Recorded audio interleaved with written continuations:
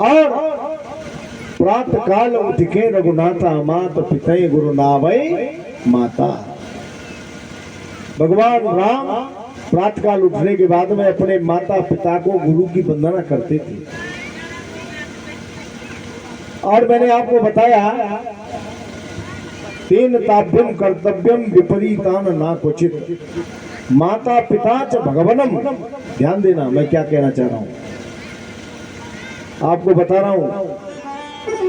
माता पिता च भगवनम, माता पिता से बढ़कर भगवान भी नहीं होता, इतना ध्यान रखना। माता पिता से बढ़कर भगवान भी नहीं होता।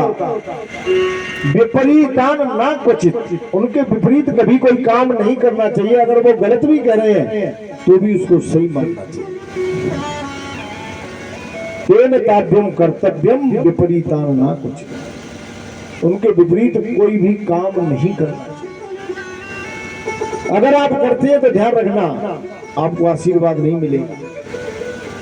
अभी आपको कई जगह की घटनाएं बता रहा हूं मैं, और कई जगह मैं सुनता हूं, कई जगह मैंने देखा है। मैंने बहुत भ्रमण किया है इस देश में, ऐसी बात नहीं है।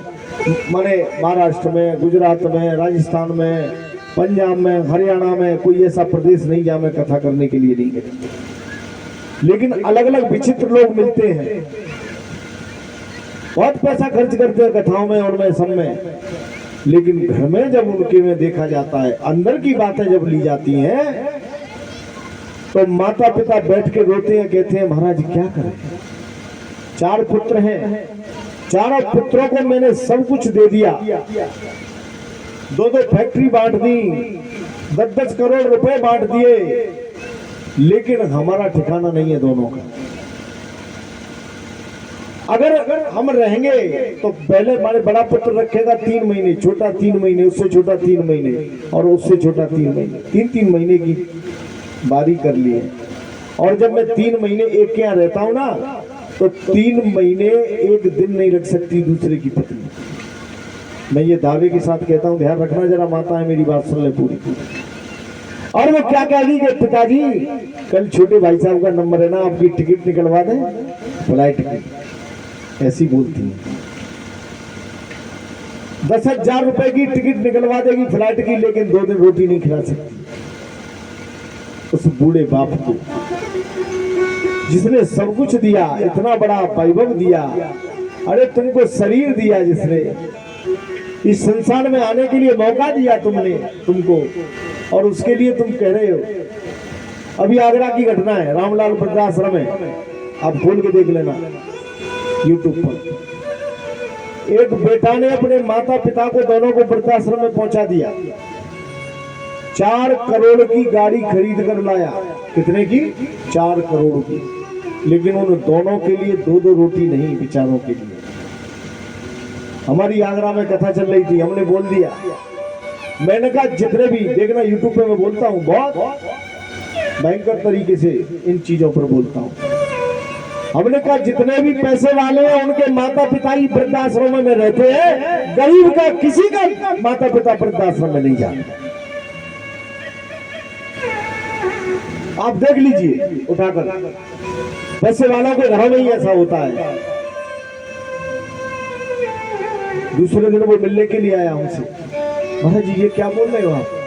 मैंने कहा क्या बोल दिया भैया हमने? बोले अलग से आपने डाला है, 3 मिनट का जो आपने अलग से डाला है, एक वक्तव्य हमारी पेपरों में निकल गई, इसमें निकल गई, इसलिए आपने डाला है क्या? मैंने कहा मैंने क्या डाला है तुम्हें देखकर? भाई तुम्हारी अखबारों में निकली होगी, मीडिया ने फैलाई होगी, ये तुम जानो। हम नहीं कभी ऐसा करते हैं। अरे तुमने किया है, तुम देख लो।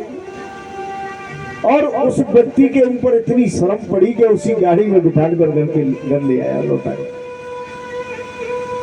तो कभी ध्यान रखो, जितने भी वृद्धाश्रम चल रहे हैं, आप YouTube पर देखते होंगे, आप चैनलों में देखते होंगे, आप किसी भी वृद्धाश्रम वाले का नंबर लेना नीचे से और उससे कहना कि हमारे यहाँ 2 वृद्ध जो है बहुत परेशान है, उनका कोई नहीं है, हम तुम्हारे यहाँ भेजना चाहते हैं। तो वो क्या कहेंगे? जगह नहीं है।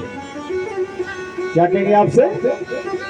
जगह नहीं है। और आप ये कहेंगे कि हम उनके लिए 2 कमरे बनवाएंगे, उनकी व्यवस्था करेंगे, तो कह देंगे कल ले आओ।